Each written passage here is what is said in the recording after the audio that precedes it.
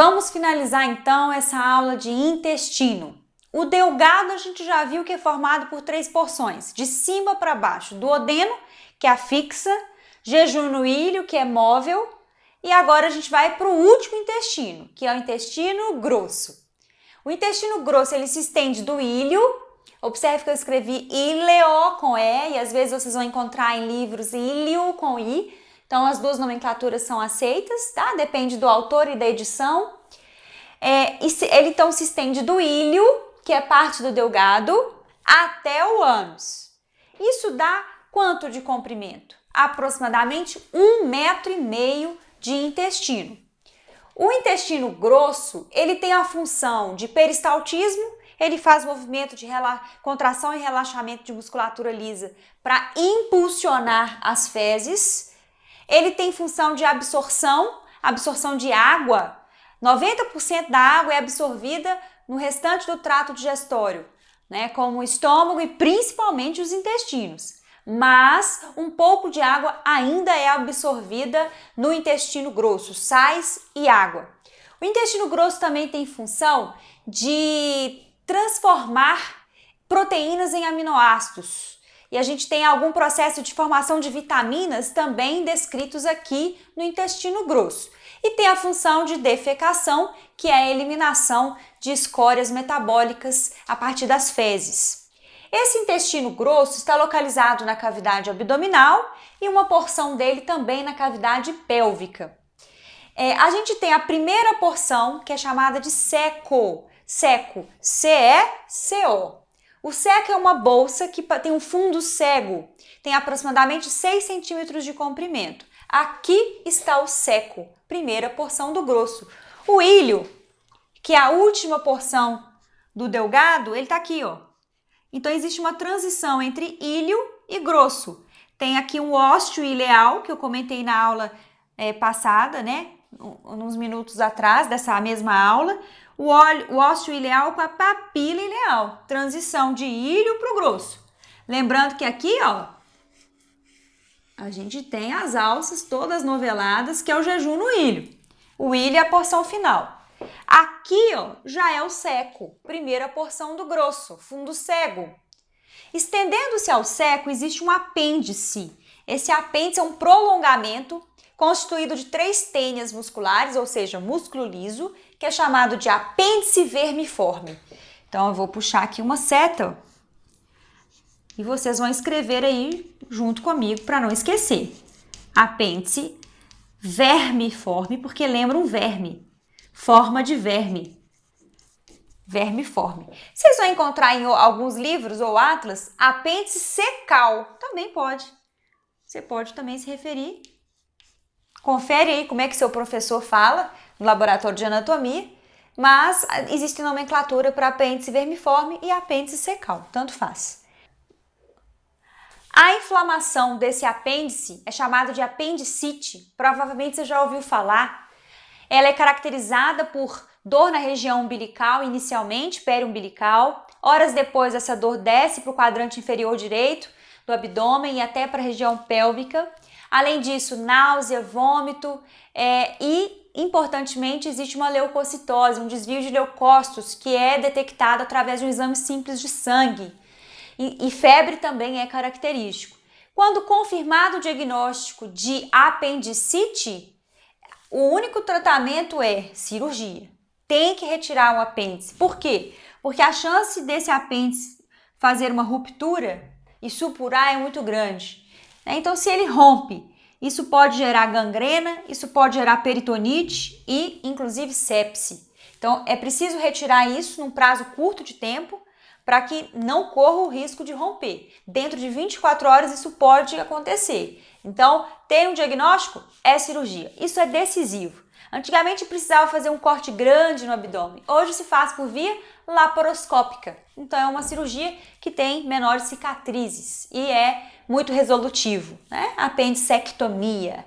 Bom, então o ceco, esse apêndice vermiforme, ele tem de 8 a 10 centímetros de comprimento. A posição dele também varia.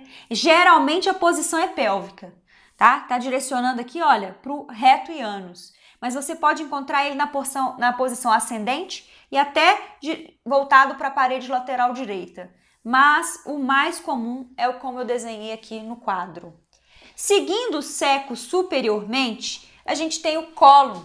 Vocês vão encontrar colo ou cólon, tanto faz. Já ouviu falar em colonoscopia? É um exame que se faz para ver a saúde e a preservação do colo ou cólon. Quais são estes cólons? O primeiro é o que sobe, colo ascendente. Então aqui colo ascendente. Este deitado é o colo transverso. Desceu, colo descendente. Fez uma voltinha, colo sigmoide. Essa abertura aqui, mais dilatada, que tem aproximadamente 15 centímetros de comprimento, é o reto e a abertura externa é o ânus. Então, seco, apêndice vermiforme, colo ascendente, colo transverso, colo descendente, sigmoide, reto e ânus. Desses cólons, quais estão fixos pelo peritônio? Retroperitoneais, cólon ascendente e cólon descendente. São dois cólons que estão fixados pelo peritônio. Então, uma camada de peritônio passa aqui na frente e fixa essas duas porções. Então, eles são retroperitoneais. O resto é livre, tá? Agora, venham comigo. Esse cólon ascendente, ele sobe até a porção inferior do fígado, onde ele drasticamente faz uma curvatura em direção à esquerda.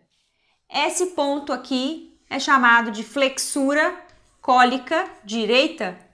É uma flexão que se dá entre o cólon ascendente e transverso. Aí ele segue aqui cruzando o abdômen até a parte esquerda do abdômen.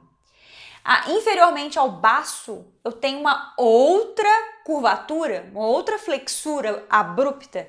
Essa é a flexura cólica esquerda.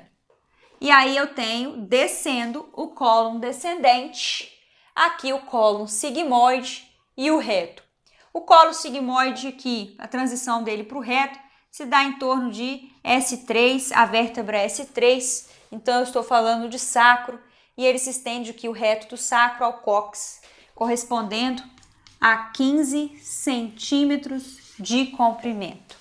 Em geral, as fezes ficam impactadas aqui no reto, até que você tem, por uma questão de sensibilidade, dispositivos sensoriais, mecanorreceptores, você tem uma quantidade de fezes que aciona sensores de volume, e estes sensores ativam um potencial de ação sensorial aferente, levando a informação até o cérebro de que você tem um desejo de evacuar.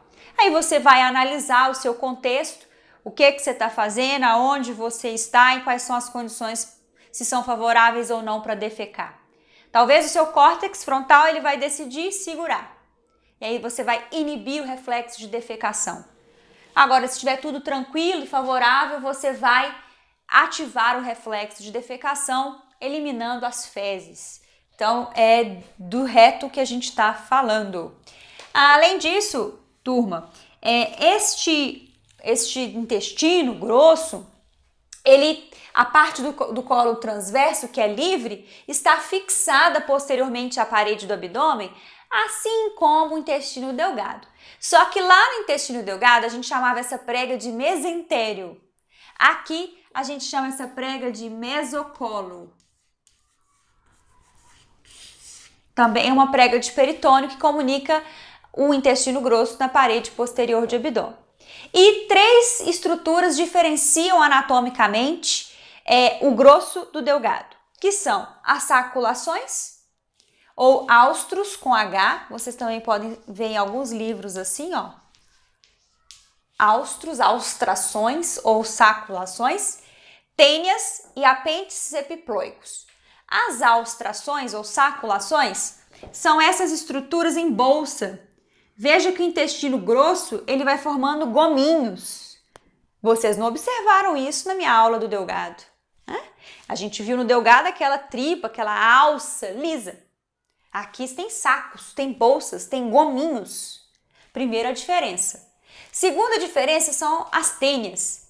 As tênias são musculatura lisa longitudinal que a gente tem ao longo de todo o cólon do intestino grosso.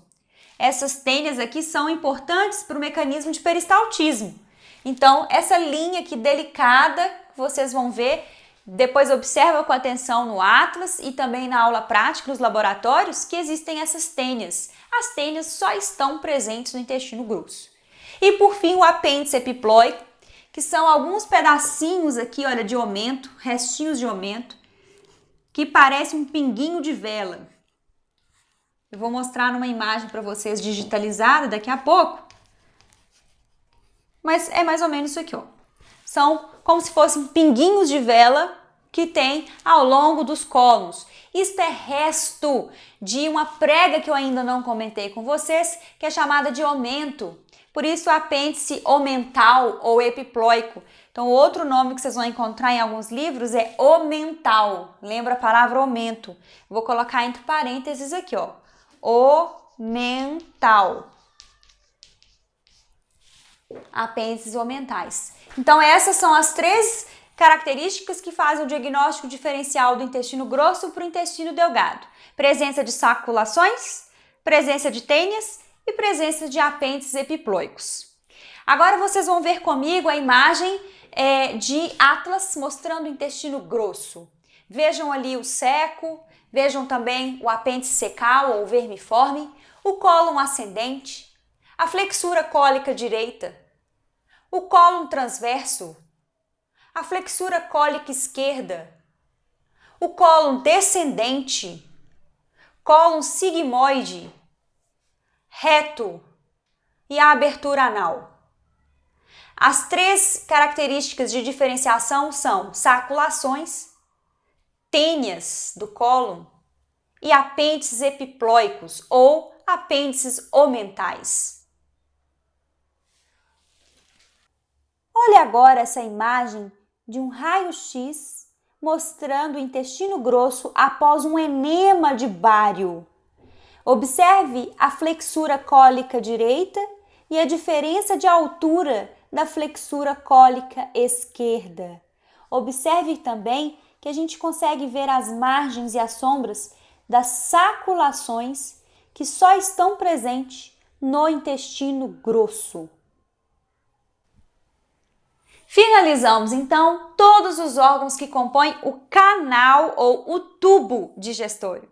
Agora a gente vai ver os órgãos acessórios digestórios.